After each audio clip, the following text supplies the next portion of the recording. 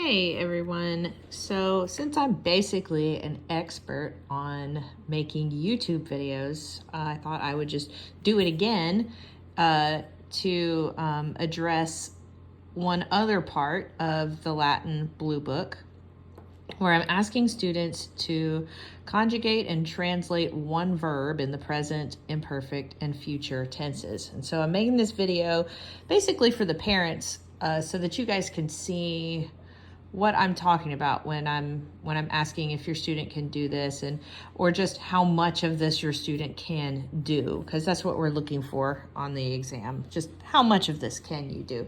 So I'm gonna take just basically the most famous verb in Henley Latin, which is laudo. Laudo, written in 4 principal parts, is laudo, laudare,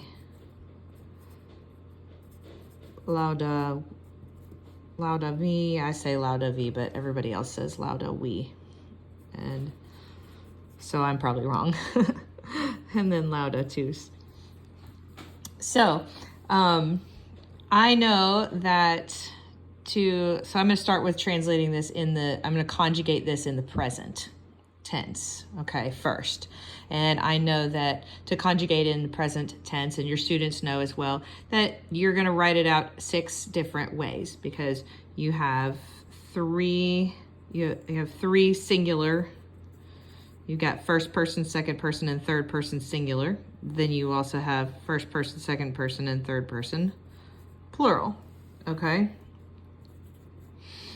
And just like with declining nouns, there's a nice fast way to do this, in which you write down the stem and then go through and stick on the endings. I'm going to underline this just to separate it. So the stem here is going to be loud for just the singular first person, and then loud, lauda. And I'm going to write that all the way down.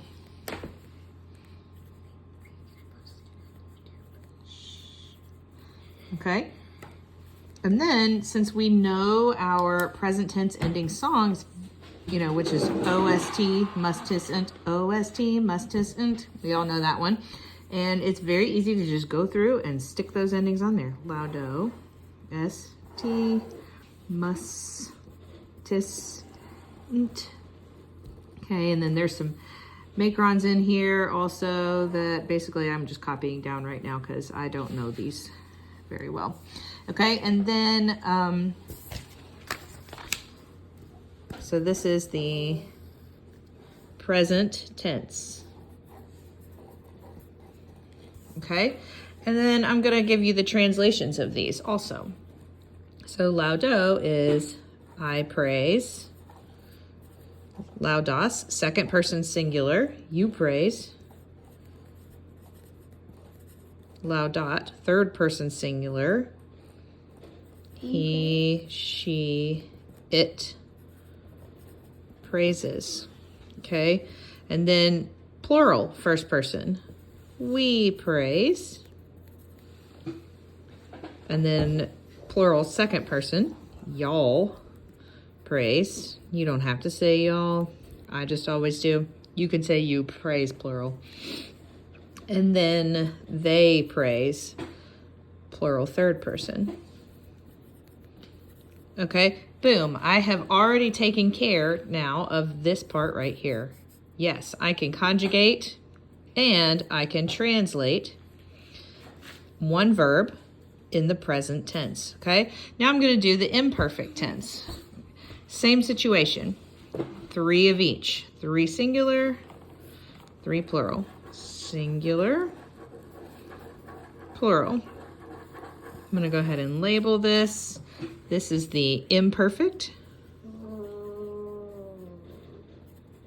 Okay, and I'm going to do the same thing again. Actually, I'm going to go in and write my stem down over and over and over again, 6 times. Lauda.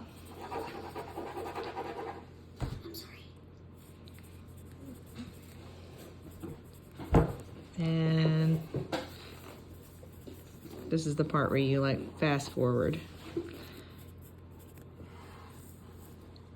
Okay, and then I go through and I know my imperfect endings are bom, bas, bot, bamus, batis, bont. Okay, we all know that happy little song, so I'm gonna stick my endings on there. Bom, bas, bot, bamus, batis, bont. Okay, now the imperfect tense is like the past tense. It's in the past, but it's ongoing in the past. So it's not I praised, it's an ongoing I was praising. Seems like kind of a nitpicky little detail, but it does come into play when they learn the next three tenses, which would include the perfect tense, which is like this but slightly different. So remember that we're translating these as ongoing in the past. So that's the first person singular. Second person singular, you were praising. Third person singular, he, she, it was praising. Okay, first person plural. We were praising. Y'all were praising.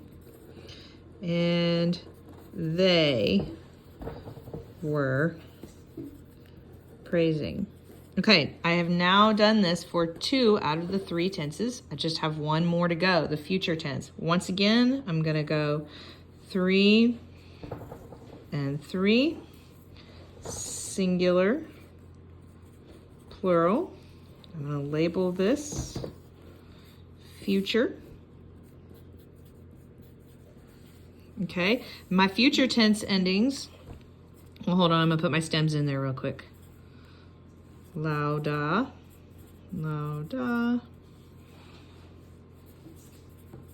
lauda. And lauda. Okay, now my future tense endings.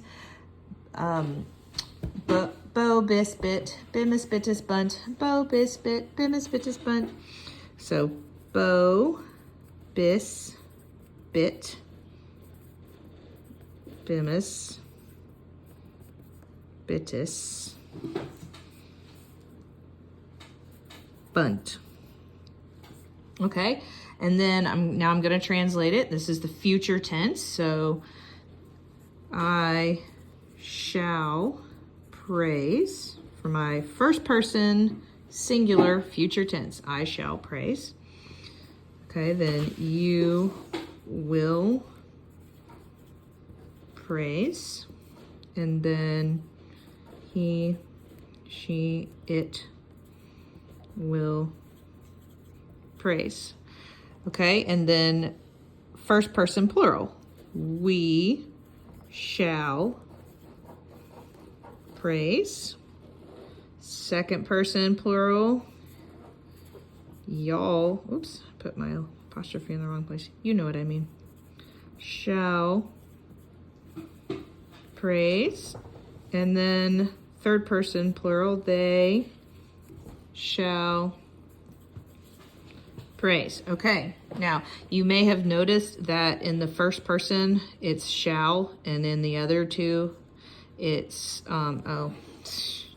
sorry, that should say will. For some reason, in the first person you translate it shall, and then in the others you translate it will. I don't actually know why, but I have heard it said. I don't think that that's a crucial detail. I don't think if you were speaking to an ancient Roman and said will instead of shall, I don't think they'd say, what? I don't even know what you're talking about. What are you saying? I don't think it matters that much, but you know, it's in the book, so I do it that way. Okay, so now I've done all 3 tenses. I have taken my verb, laudo, and I have written it 18 times, 6, 12, 18.